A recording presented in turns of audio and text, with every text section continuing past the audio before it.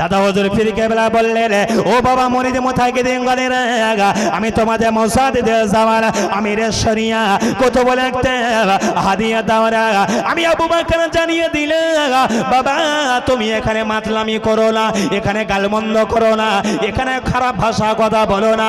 মুসাদ্দিদুল জামান দাদা হুজুর পীর কেবলা রাহমাতুল্লাহ আলাইহি ও তো যত মানা করে এই মাতালটা কি করলো গো, তত উল্টো সিধে কথা বলতে শুরু করলো গো।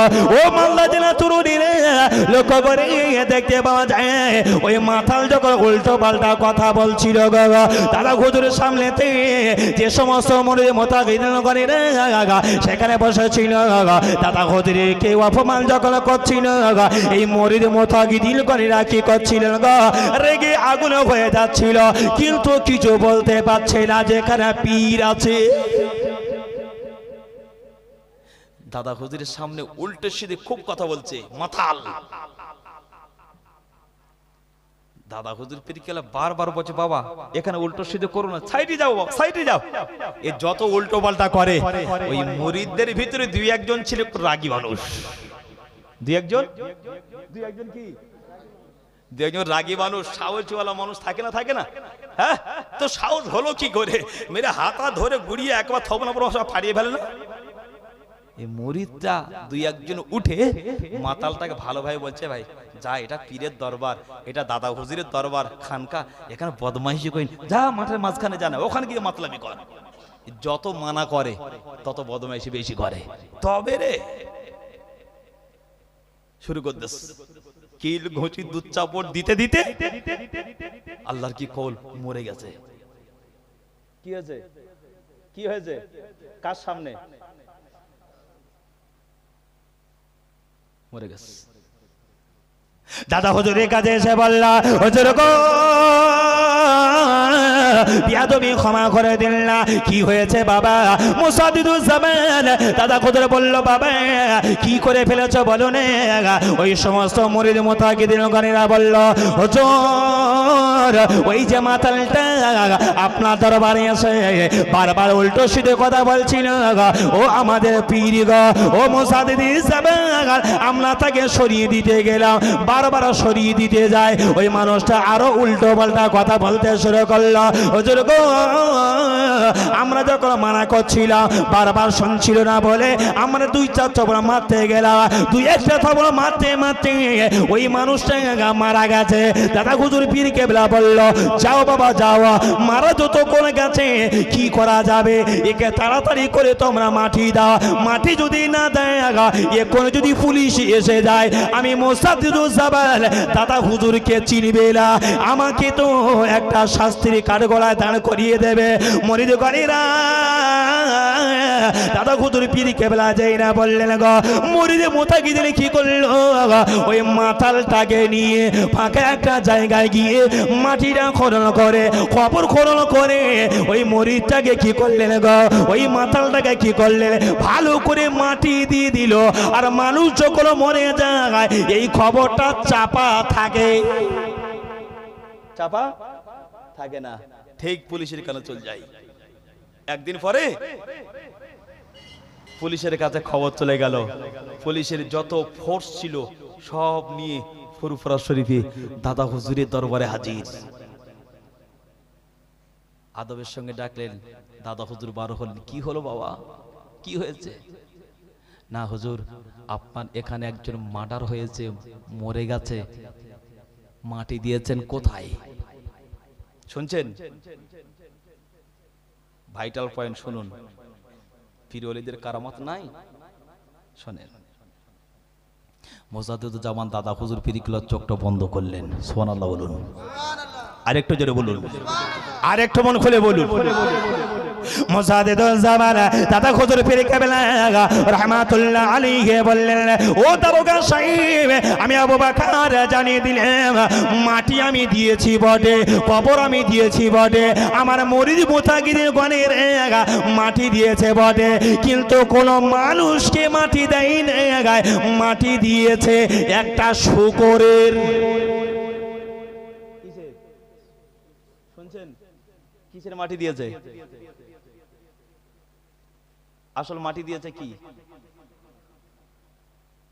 মাটি, তাই? হ্যাঁ, অফিসাররা বলল না হুজুর আমাদের অর্ডার আছে, দেখবো। কবর খোলে না অনেক জায়গায়, পোস্টমর্টম হয়ে আসে, আবার 15 দিন 20 দিন পরে কবর খোলা হয়, হয় না? এই আনিস খান মারা গেছিল, সবাই জানেন না? এই আনিস খান সম্পর্কে আমার ইউটিউবে অনেক কাছে আছে, আমি বলতে চাচ্ছি না। মানুষ মারা গেছে, কোন রকমের ত্রুটি যদি হয় আবার পুনরায় কবর খোলে, লাশ তুলে নিয়ে যায়। পুলিশ প্রশাসনে বললেন, ও মোসাদ্দেদুজ্জামান, ও আবু বকর সিদ্দিক ফুরফুরা বিগো, আপনার কথা বললে হবে না, আমরা নিজে চোখে দেখতে চাই গো। লক্ষ্য করি দেখতে পাওয়া যায় ওই অফিসারেরা কি করলো, সঙ্গে সঙ্গে হাজির হয়ে গেল। কোথায় আপনি মাটি দিয়েছেন, কোথায় আপনি মাটি দিয়েছেন? মোসাদ্দেদুজ্জামান দাদা হুজুর ফিরে কেবল রহমাতুল্লাহ আলাইহি বললে, অফিসারিনা শুনে রেখে দাও, ও দারোগা সাহেব, ওই দেখতে পাওয়া যায় ওই যে কবরে মাটি দেখতে পাওয়া যায়, ওইখানে মাটি দেওয়া আছে, ওখানে গিয়ে আপনি খুলে দেখুন না, ওখানে কোনো মাটি মানুষ নয়, ওখানে তো শুকর মাটি দেওয়া আছে। একটা শুকর মারা গিয়েছিল, এটা তো হলো বাগদি এরিয়া, একটা শুকর মারা গিয়েছিল, শুকরটাকে নিয়ে মাটি দিয়েছে।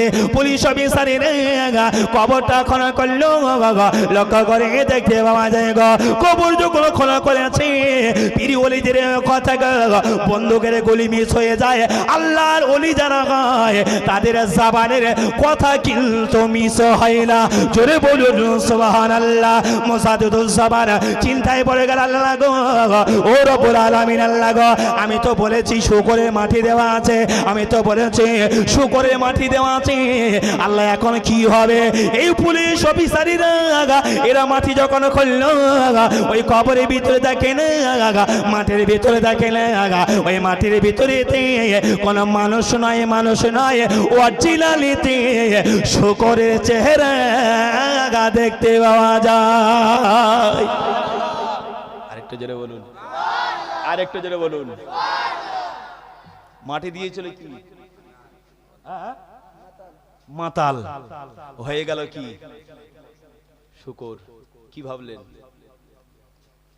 দুনিয়াতে পাপ কাজ করব, কবরে গেলে কি এই চেহারা থাকবে?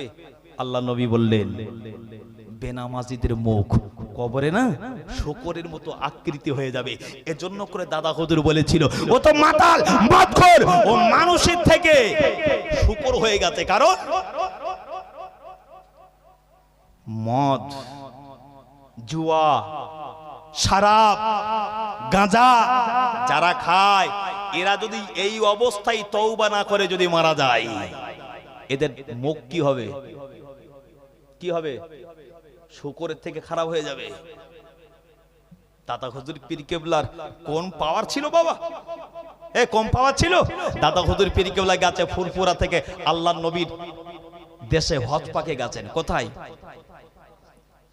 মক্কা মদিনায় গিয়ে আরবের বাদশার কাছে গিয়ে বলল, বাবা আমি ফুরফুরা থেকে এসেছি, আবু বকর আমার মন চাচ্ছে একটু আমার নবীর মাজারে ধারে একটু আমি একটা রাত আমি কাটাবো। একটু জোরে বলুন, আরেকটু জোরে বলুন। আচ্ছা বলেন, নবীর মাজারের ভিতরে সবুজ গম্বুজের পাশে কারো রাত কাটাতে দেবে? না। আবু বকর সিদ্দিক মোসাদ্দেদুজ্জামান দাদা হুজুর পীর কেবলা বলল, ও আরবের বাদশা, ও মক্কার বাদশা, আমি আবু বকর এসেছি গো, নবীর বড় ভালোবাসি, নবীর বড় মহব্বত করে বাদশা গো, আমি আবু বকর কি একটা রাতের জন্য নবীর রওজার পাশে আমার কি জায়গা হবে না? নবীর রওজার পাশেতে আমি আবু বকর সিদ্দিক একটা রাত আমি কাটাতে চাই গো। আরবে বাদশা বলল, ও আবু বকর সিদ্দিক ফুরফুরাবি কে আপনি? আমরা আপনাকে চিনি না, তবে নবীর রওজার ভিতরেতে আপনার কোনো স্থান নেই, রাত্র কাটানো দিতে পারবো না গো। আবু বকর সিদ্দিক রহমাতুল্লাহ আলাইহি দাদা হুজুর পীর কেবলা রহমাতুল্লাহ আলাইহি কি করলেন গো? সুযোগ যখন পেল না দাদা হুজুর পীর কেবলা মনটা বড় খারাপ করে নিয়ে সারা রাত নবী নবী নবী নবী করে গো। লক্ষ্য করে দেখতে পাওয়া যায়, হঠাৎ গভীর রাত্রি বেলাতে ওই বাদশা রাতের বেলা শুয়ে পড়েছে, আবু বকরকে নবীর রওজায় ঢুকতে দেয়নি। আবু বকর কেমন পাওয়ার দেখেন, দাদা হুজুর করি, কেমন পাওয়ার দেখেন। বাদশা শুয়ে পড়েছে, বাদশাকে স্বপ্ন দেখাচ্ছে, এই বাদশা তোমার কাছে আমার ফুরফুরা থেকে আমার পাগল আবু বাকার এসে আমার রওজার পাশে একটা রাত কাটাবে বলেছে, তুমি আবু বাক্কারকে ফিরিয়ে দিলে কেন? আমি নবী বলছি, আবু বাক্কারকে তার পরের রাত্রে আমি নবী আমার মাজারের পাশে যেন আমার আবু বাকার একটা রাত কাটাই। জোরে বলুন সুবহানাল্লাহ, আরেকটু জোরে বলুন। বাদশা এসে এবারে হতভম্ব হয়ে দাদা হুজুর পীর কেবলাকে ধরে বলল, হুজুর আমার ভুল হয়ে গেছে, আপনি এই মাজারের ভিতরে আমার নবীর সঙ্গে নবী যেখানে শয়ন করেছে ওখানে আপনি রাত্রটা কাটিয়ে দেন। একটু জোরে বলুন সুবহানাল্লাহ, আর একটু জোরে বলুন। এটাই ছিল দাদা হুজুরের কারামাত। তাকবীর দাও না, নারে তাকবীর, আর একটু জোরে দাও, নারে তাকবীর। লালবে আসি ফিরে গোড়ায়। কোন কথা বলছিলাম? নবীর মুজিজা। চাঁদ দুটো ভাগ করে দিল। এই অদৃশ্য ক্ষমতা দেখে মক্কার যারা বেঈমান ছিল দলে দলে সব নবীর হাতে হাত দিয়ে ঈমানের কলেমা পড়ে মুসলমান হয়ে গেছে। জোরে বলুন। আবু জেহেল লেগে আগুন হয়ে গেল। আবু জেহেল এবারে কি করলো? সব লিডারদের তোগড় লিডারদের ডাকলেন, এদিকে এসো, মুহাম্মাদের কাছে পারা যায় না। এবার অর্ডার করলো মুহাম্মাদকে জব্দ করতে একটা রাস্তা আছে। কটা রাস্তা? সব রাস্তা হেরে গেছে। বলল মুহাম্মাদের সহ মুহাম্মাদের অনুগামী যারা আছে ওদের জন্য মক্কার জমিনে যত বাজার আছে, বাজারে যত দোকান আছে, সব দোকানে বলে এসো মুহাম্মাদের অনুগামী সহ মুহাম্মাদের অনুগামীরা যেন মক্কার বাজারে বাজার না করতে পারে। মুহাম্মদ এবং মুহাম্মাদের অনুগামীরা মক্কার জমিনে যত কুয়া আছে কুয়ার পানি যেন স্পর্শ না করতে পারে। মুহাম্মদ এবং মুহাম্মাদের অনুগামীরা এরা সহ মক্কার কোন বাগানে যেন কাজ না পায়। এক কথায় মুহাম্মদকে না বয়কট করে দিলেন। কি করলেন? বয়কট করে দিলেন। দিয়ে অনেক বিধিনিষেধ লিখে একটা মোটা কাগজে করে নিয়ে ওই জেরক্সের মতো করে নিয়ে ওই ল্যামিনেশনের মতো করে নিয়ে কাবার দেওয়ালে টাঙিয়ে দিয়েছে। শুনছেন? কাকে বয়কট করছে? কাকে? নবীকে বয়কট করছে। আল্লাহ নবী কি করলেন? সাহাবাদেরকে সঙ্গে করে নিয়ে বলে, বাবা আবু জেহেলের সঙ্গে তর্কে ওঠা যাবে না। আবু জেহেলকে ইশারা ইঙ্গিতে আবু জেহেলকে জব্দ করতে হবে। জোরে বলুন সুবহানাল্লাহ। কমাস 1 বছর 2 বছর হয়ে গেল। শিহাবে আবু তালেব বলে একটা স্থান ছিল, জায়গা ছিল। আল্লাহ নবী আমার কি করলেন গো? মক্কার বাজার গুলো যখন নবীর জন্য বন্ধ হয়ে গেল, মক্কার পানি গুলো আমার নবীর জন্য যখন বন্ধ হয়ে গেল, আল্লাহ নবী আমার কি করলেন গো? নবী সাহাবারা মক্কার বাজারে যায়। মক্কা দোকানদারেরা নবী সাহাবাদের এদেরকে বাজারে দেয় না। মক্কার কই জায়গায় মুহাম্মদ ইবনে আব্দুল্লাহ আমার নবী পাকের অনুগামীদের কুয়ার পানি বন্ধ করে দিল। নবী সাহাবীরা আল্লাহর নবীকে জানিয়ে দেয় গো, নবী গো কোথায় যাব, কি করব গো? আল্লাহ নবী কদম তোলে নবী সাহাবাদেরকে সঙ্গে করে নিয়ে শিহাবে আবু তালেবে চলে গেল। শিহাবে আবু তালেব কারা কারা ছিল? ওই শিহাবে আবু তালেবের ভিতরে নবীর চাচা ছিল, নাম ছিল তার আবু তালেব। নবীর প্রথম স্ত্রী ছিল, নাম ছিল তার খাদিজা। সব চলে গেল। কদিন বয়কট ছিলেন জানেন? 3 বছর 6 মাস। খাওয়া নাই, পানি নাই। কি করবে? গাছের পাতাগুলো, আমার নবী ওই গাছের পাতাগুলো ছিঁড়ে ছিঁড়ে সাহাবারা খায়। আমার নবীও গাছের পাতাগুলো ছিঁড়ে ছিঁড়ে খায়। খাবার তো কিছু নেই বাবা। কি কষ্ট বলেন তো বাবা? আমাদের এই কষ্ট আর আছে? আছে না। 3 বছর 6 মাস যখন হয়ে গেল, আবু তালেব এসে মোহাম্মদকে বলে, মোহাম্মদ কি করবে বলো না, তোমার তো বয়কট করে দিয়েছে। 3 বছর যখন হয়ে গেল, আবু জেহেল বলল, ওরা এতগুলো মানুষ সব মারা যাবে, তো কি করা যায়? দোকানদারদেরকে বলে, ওলাই শোন, আমার দলের লোকেরা যদি তোর দোকানে মাল কিনতে যায়, যে মালের দাম 1 টাকা, যে মালের দাম 2 টাকা, সেই মাল নিবি তার থেকে 1 টাকা। আর মোহাম্মদকে বলে দিল, আবু তালেবকে বলল, হে আবু তালেব, মোহাম্মদকে বলে দিও বয়কট যতটা করেছিলাম একটু হালকা করব। মোহাম্মদ মেনে নেবে? হ্যাঁ নেবে। কি করতে হবে? মক্কার দোকান খুলে দিয়েছি, তবে মোহাম্মদ যে মাল কিনতে যাবে, মোহাম্মদ অনুগামীরা যে মাল কিনতে যাবে, যে মালের দাম হবে 2 টাকা, সেই মাল দোকানদার নেবে তার থেকে 10 টাকা।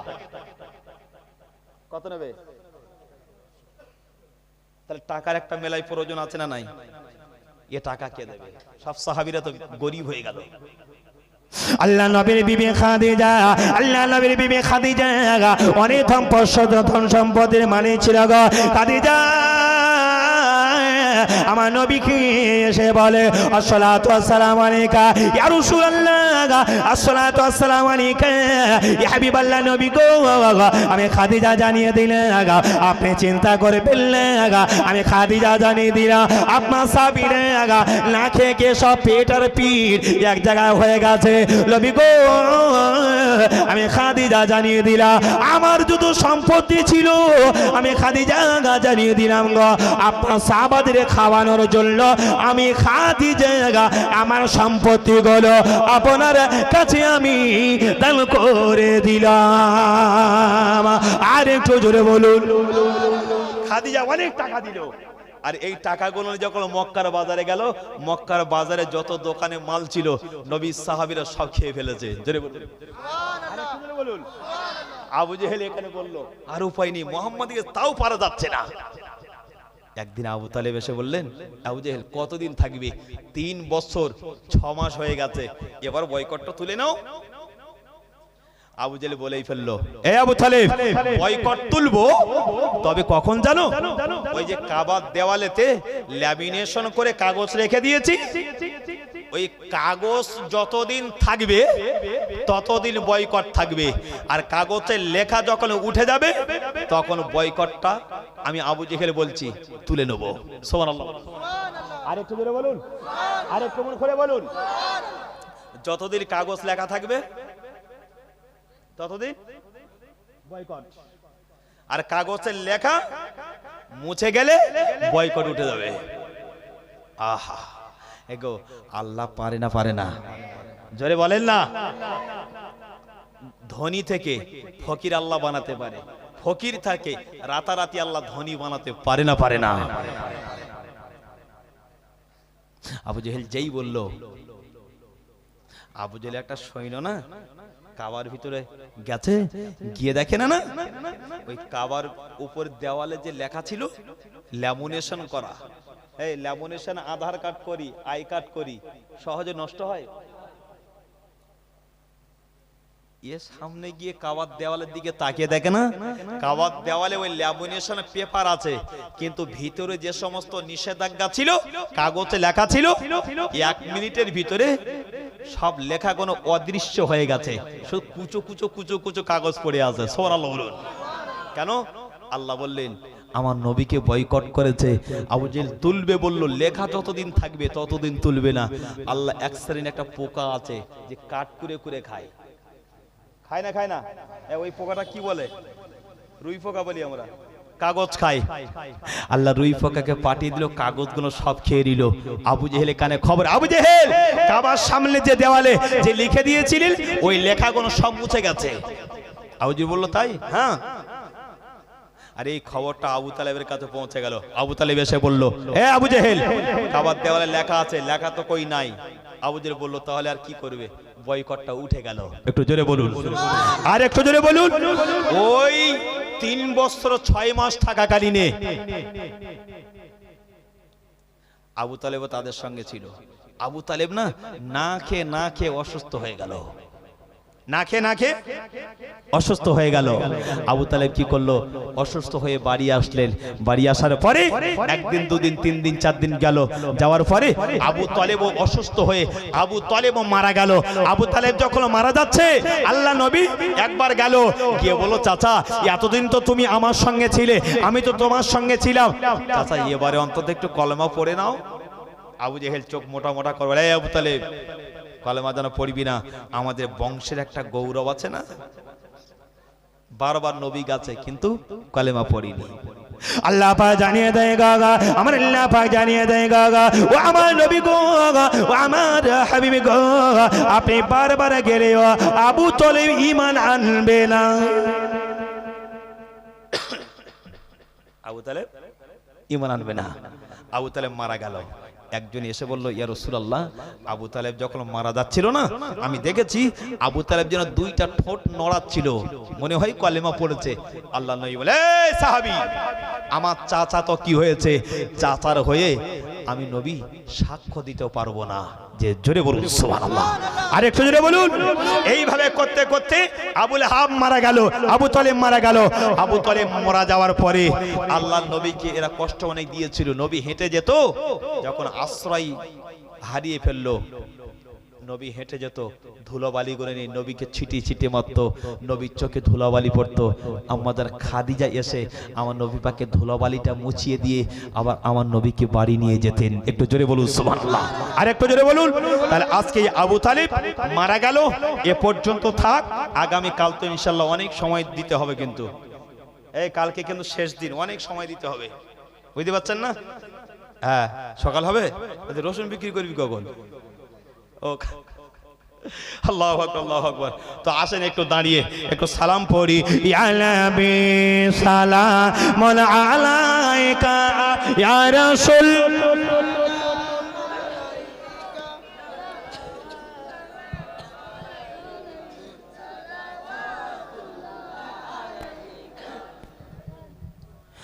কঠিন কঠিন হাসরের দিলে কি আছে মদের নসিবে, গোলাগার উম্মতি বলে লইবে আপন করে।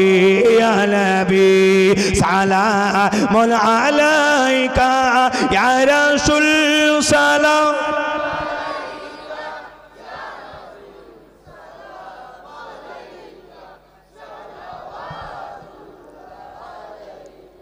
তুমি যে নূরে এরি রবি, নিখিলে ধ্যানের ছবি, হইল জগৎ নূরানি, আমিনার নয়নের মনি।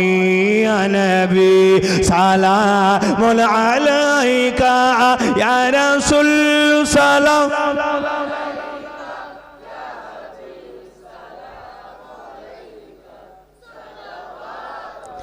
সবাই বসেন, গায়ে গায়ে বসেন, গায়ে গায়ে বসেন। বালাগাল উলাবি কামালিহি কাশাবাদ দুজাবি জামালিহি হাসনাত জামিয়া জিসালিহি সাল্লু আলাইহি ওয়া আলিহি দরুদ শরীফ। আল্লাহুম্মা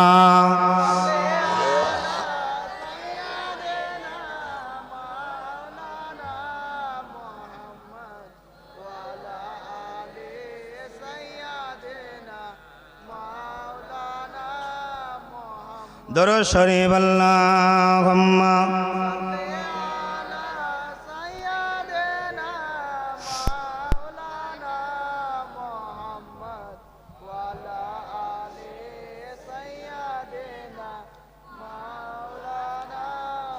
আইলা মুহাম্মদ, আইলা মুহাম্মদ, আইলা মুহাম্মদ, আইলা মুহাম্মদ। একটু আমার সঙ্গে পড়তে পারবেন আপনারা?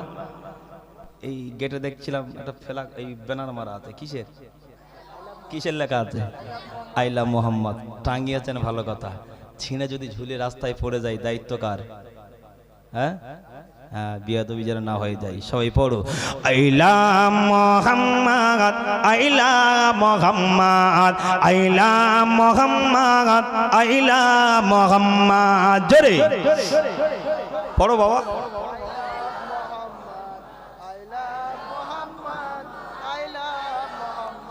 আইলা মুহাম্মদ আইলা মুহাম্মদ আইলা মুহাম্মদ আইলা মুহাম্মদ যতই মারো গুলি মিসাইল যতই মারো গুলি মিসাইল করতে পারবে না মোদেরকে ঘায়েল কেন আমরা সবাই বলবো বলবো আইলা মুহাম্মদ আইলা মুহাম্মদ আইলা মুহাম্মদ আইলা মুহাম্মদ আইলা মুহাম্মদ সিদ্দিক ফারুক উসমান হায়দার সিদ্দিক ফারুক উসমান হায়দার চারজন সাহাবা সবচেয়ে বেহতার কেন তাদের দিলেতে ছিল শুধু আইলা মুহাম্মদ আইলা মুহাম্মদ আইলা মুহাম্মদ জোরে জোরে আইলা মুহাম্মদ আইলা মুহাম্মদ একটু হাত উঁচু করে বলুন না আইলা মুহাম্মদ আইলা মুহাম্মদ আইলা মুহাম্মদ আইলা মুহাম্মদ আইলা মুহাম্মদ আইলা মুহাম্মদ আইলা মুহাম্মদ আইলা মুহাম্মদ দেখা দাও ও গো মোর নবীজি দেখা দাও ও গো মোর নবীজি তোমারে দিদারে আশাই মোরা আছি কার মনের দিলে মোদের দিলেতে আছে একটাই না তার নাম হলো আইলা মুহাম্মদ আইলা মুহাম্মদ আইলা মুহাম্মদ জোরে আইলা মুহাম্মদ আইলা মুহাম্মদ আইলা মুহাম্মদ আইলা মুহাম্মদ লড়বো মরবো বলবো মোর পয়গম্বর মরবো বলবো পয়গম্বর কেন নবী হলো আমাদের সরদার তার জানায় হাজার শুকরবার কারণ আমাদের অন্তরে আছে আইলা মুহাম্মদ আইলা মুহাম্মদ আইলা মুহাম্মদ আইলা মুহাম্মদ আইলা মুহাম্মদ আইলা মুহাম্মদ নারায়ে তাকবীর আরেকটু জোরে বলো না নারায়ে তাকবীর নারায়ে তাকবীর আল্লাহু আকবার নারায়ে রিসালাত ইয়া রাসূলুল্লাহ নারায়ে তাকবীর আল্লাহু আকবার নারায়ে রিসালাত ইয়া রাসূলুল্লাহ সিদ্দিক ফারুক উসমান হায়দার সিদ্দিক ফারুক উসমান হায়দার তাদের দিলে ছিল একটাই নাম সেই নাম হলো জগত জুড়ে আমরা সেই নবীকে ভালোবাসি মন থেকে কারণ তিনি হলেন আমাদের নবী তার নাম হলো আইলা মুহাম্মদ আইলা মুহাম্মদ আইলা মুহাম্মদ আইলা মুহাম্মদ আইলা মুহাম্মদ নারে তাকবীর আরেকটু জোরে দাও নারে তাকবীর নারে তাকবীর দরুদ শরীফ আল্লাহুম্মা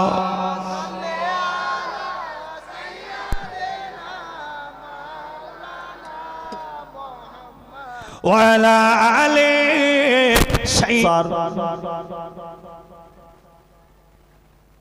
ষষ্ঠতম রাত্র। এই রাত্রের আগত উলামাই দ্বীন, এলাকার মসজিদের সম্মানিত ইমাম সাহেব,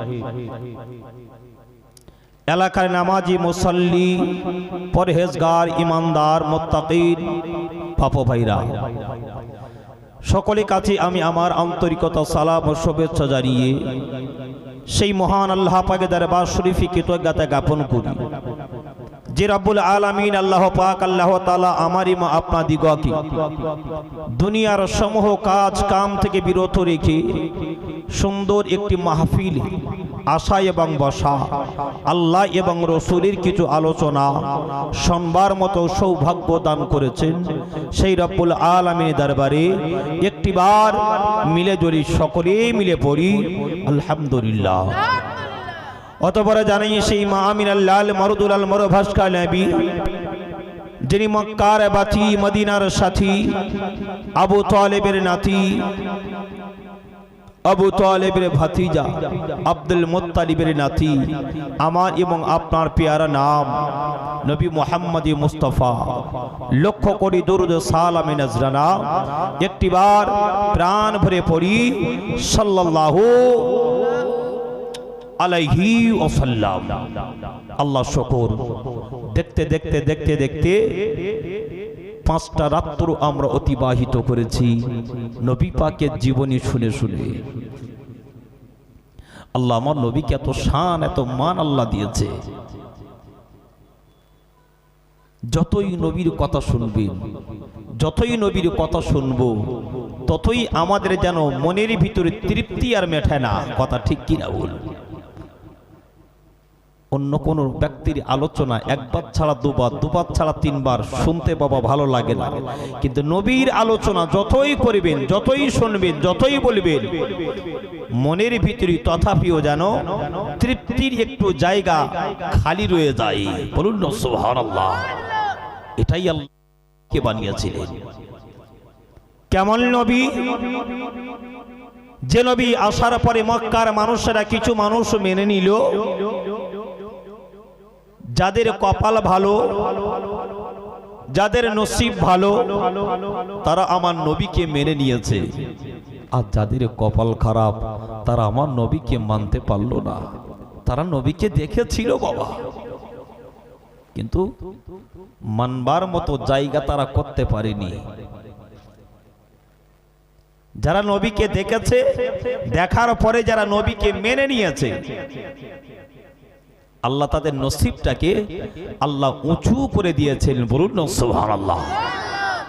আর যারা নবীকে দেখার পরে নবীকে যারা মানতে পারেনি, আল্লাহ তাদের নসিবটা বদনসিব করেছেন। কথা ঠিক কিনা? কারণ যারা নবীকে দেখার পরে মানতে পারল না, তাদের মতো আফসোসের জায়গা পৃথিবীর আরো অন্য কোনো মানুষের নাই। আল্লাহু আকবার। তো দেখতে দেখতে দেখতে দেখতে আগামীকাল নবীর আলোচনা করতে করতে যে জায়গায় এসে ছেড়ে দিয়েছিলাম, কোন জায়গা ছেড়েছিলাম? কার মনে আছে? কার মনে আছে? আম্মা জান খাদিজা নবীর হাতে প্রথম তিনি ঈমানের কলেমা পড়েছিলেন। সুবহানাল্লাহ বলুন। আম্মা জান খাদিজা যখন মক্কার জমিনে সর্বপ্রথম ঈমানের কলেমা পড়ল, এই খবরটা আবু জেহেলের কানে পৌঁছে গেল। আবু জেহেল বলল, আমি হলাম বর্তমান সময়ে মক্কার জবরদস্তি একটা নেতা, লিডার। আর আবু তালেবের ভাতিজা, আবু তালেবের ভাইপোর এমন এমন কাজ করছে যে কাজেরই বিনিময়ে মক্কার মানুষেরা সব মুহাম্মাদের ডাকের আওয়াজ দিয়ে সর্বপ্রথম ওই খাদিজা নামক মহিলাটি মুহাম্মাদের দলে অন্তর্ভুক্ত হয়ে বিবি হলেন। তারপরে মুহাম্মাদের হাতে হাত দিয়ে ঈমানের কলেমা পড়েছে। আবু জেহেলের কানে যখন খবর গেল, আবু জেহেল মক্কার জমিনেতে মুহাম্মদ যেন কোনো এলাকায় গিয়ে কলেমার প্রচার না করতে পারে সেই ব্যবস্থা কিন্তু আবু জেহেল করে ফেললো। এই এই চুপ, বদমাইশ করলে কিন্তু লাভিয়ে দেবো না, থাক আছে থাক। আল্লাহু আকবার। আল্লাহ নবী এদিকে তাকিয়ে দেখছেন যে এবার আমার বিবি যতক্ষণ আমার কাছে ঈমানের কলেমা পড়ে নিয়েছে, এবার আমি কলেমার দাওয়াতটা আমি কার কাছে নিয়ে যাব? নবী চিন্তা করছেন কার কাছে নিয়ে যাবে। আর নবীর ইচ্ছা হলো আমি যার কাছে কলেমার দাওয়াতটা পৌঁছাবো সে যেন আমার কলেমাটা আমার বিবির মতো আমাকে বিশ্বাস করে ঈমানের কলেমা পড়ে নাই, সে যেন আমার কলেমাটা যেন ইনকার না করে দেয়। তাহলে যার কাছে কলেমার দাওয়াতটা নিয়ে যাবেন নিশ্চয়ই সে মানুষটি বিশ্বাসী হওয়া দরকার আছে, ঠিক কি না? কারণ প্রথম কলেমার প্রচারে যদি বাধা আসে নবীর মন তো খারাপ হবে, কাজের গতিটা কমে যাবে। কার কাছে যাবে? নবী চিন্তা ভাবনা করতে করতে করতে করতে নবীর বাল্য জীবনের একটা বন্ধু ছিল, নাম ছিল তার হযরতে আবু বকর ইবনে কুহাফা। একটু জোরে বলুন সুবহানাল্লাহ। আবু বকর না ছোটবেলার নবীর বন্ধু, আবু বকর ছোটবেলার নবীর বন্ধু। আবু বকর না সিরিয়ার জমিনে গেছে, গিয়ে ব্যবসা করতে করতে আবু বকর রাতের বেলা না আবু বকর শুয়ে পড়েছে। কি করেছে?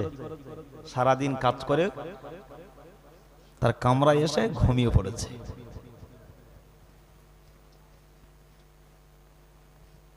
আর এদিকে নবী ভাবছেন কার কাছে কলেমার দাওয়াত নিয়ে যাওয়া যায়। আবু বকরের কথা স্মরণ এসে গেল, কিন্তু দেখা সাক্ষাৎ হবে কি করে?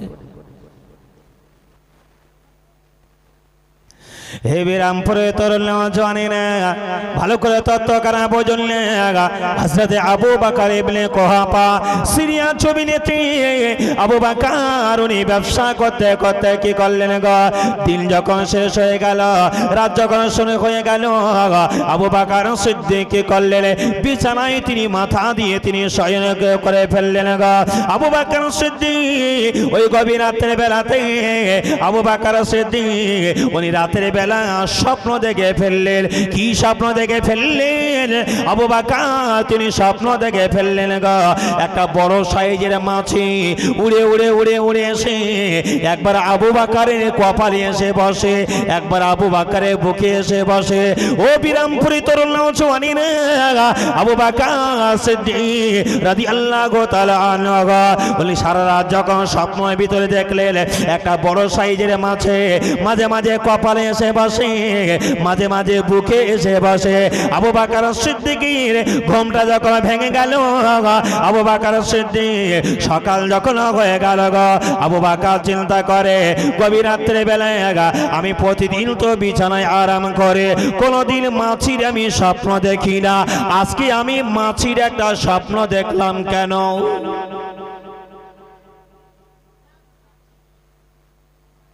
কিসের স্বপ্ন দেখলেন?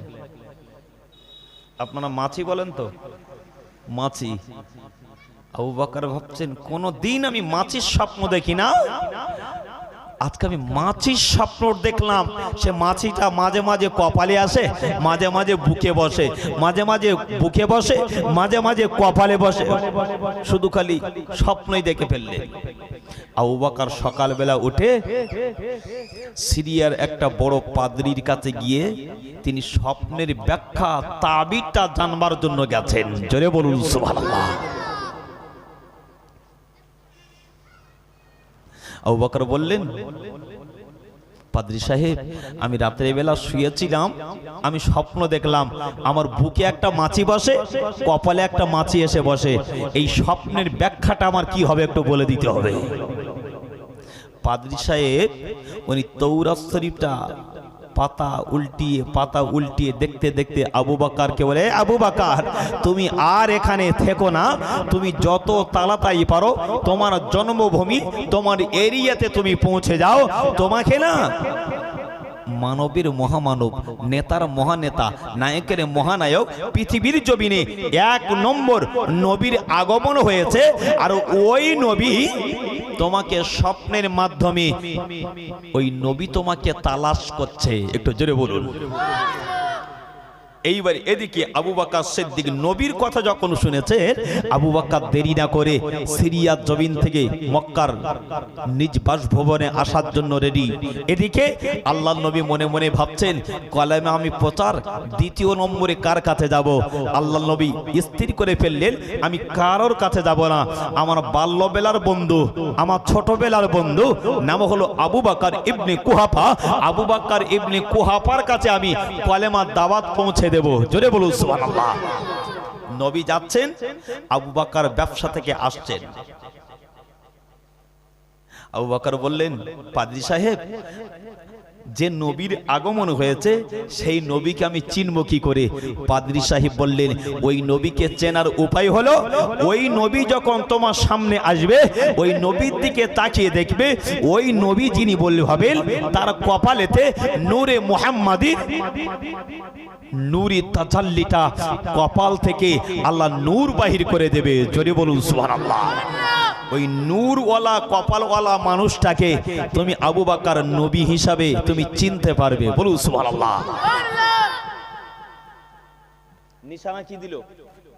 কপালে নূর বার হবে।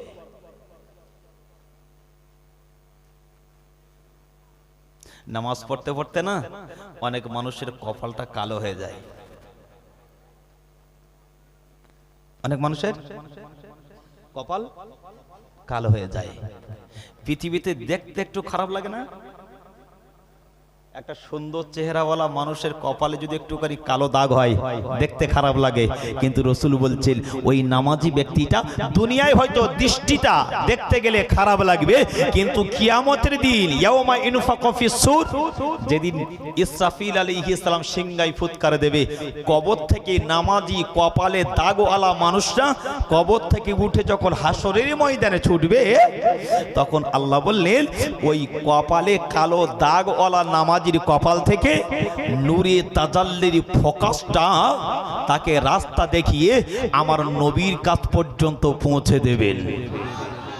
আরেকটু জোরে বলুন, আরেকটু মন করে। তাহলে নামাজ পড়া ভালো না খারাপ? নামাজ পড়া, আমরা ক্লাবে গিয়ে সময় পাস করব, পার্টি অফিসে গিয়ে সময় দেব, জি বাজারে গিয়ে আড্ডা মারবো, চায়ের দোকানে সময় দেব। বলে হুজুর মসজিদে আজান হয়েছে, হাইয়া আলাস সালাহ, হাইয়া আলাল ফালাহ। কিছু কিছু ভাই মনে মনে করি, ওরে ইমাম আর মুয়াজ্জিন, তোদের হয়েছে এখন পালা, তোরা যত চালাবি চালা, আমরা হাতে পড়েছি বালা আর কান করেছি কালা, যত ঝালাবি ঝালা, জি পিঠ করেছি কুজো আর কান করেছি কুলো। ইমাম আর মুয়াজ্জিন আর মৌলী সাহেব আর হাজী সাহেব আর বক্তা সাহেব আর পীর সাহেব যত কিলো বি কিলো সব জায়গায় যাব, ওই মসজিদে যাব না। সবাই যদি এই অঙ্গীকারবদ্ধ হই, আল্লাহর মনে হচ্ছে ব্যবসায় লস হবে নাকি? কি বলে? আল্লাহু আকবার। একজন মানুষ না একটা গরুর 4টে 5টা 6টা গরু নিয়ে যাচ্ছে, ভালো করে বোঝেন, গরু নিয়ে যাচ্ছে। আর আগেকার মসজিদ তো এত সুন্দর ঘেরাওয়ালা ছিল না, ছিল বেড়ার দরওয়াজা, বাঁশের চাঁচ দিয়ে ঘেরা। আল্লাহু আকবার। আর ওই দলের ভিতরে গরুর যে সমস্ত বাচ্চা হয়, এই গরুর বাচ্চারা রাস্তায় উঠে দেখবেন একটু ছটপট বেশি করে না, একটু কম করে। যারা গাড়ি ড্রাইভিং করে ওরা ভাবে যে গরুটা আছে এদিকে, এক লাফে রাস্তার অপোজিটে। ঠিক বললাম না? বল। এখন গরুর বাচ্চাটা ওর ভিতর দিয়ে ছুটে ছুটে এসে, ওই মসজিদ ছিল পাশে, মসজিদটা খোলা, মসজিদে বারান্দায় উঠে গেছে। কোথায় উঠেছে? গরু, গরুর বাচ্চা। আর খোদার কি কওল, মসজিদের যে মাতোয়াল্লি ছিল খুব রাগী, একটা ছাড়া দ্বিতীয় কথা বললে রেগে মসজিদ থেকে বাড়ি চলে যাবে। এমন কিছু নামাজি আছে না? নেই? আর ও এসে দেখে না মসজিদে গরুর বাচ্চা ঘুরছে। গরুর শুনছেন, এমনি মুসল্লি হয় না, তার উপর ফের যদি গরুর বাচ্চা করে মাথার কাজ করবে বলে মনে হয়। ও হাতা গুড়িয়ে কায়দা মতো একটা খেদো লাঠি নিয়েছে, দিয়েছে কায়দা মতো করে। এইবারে বাচ্চা গরু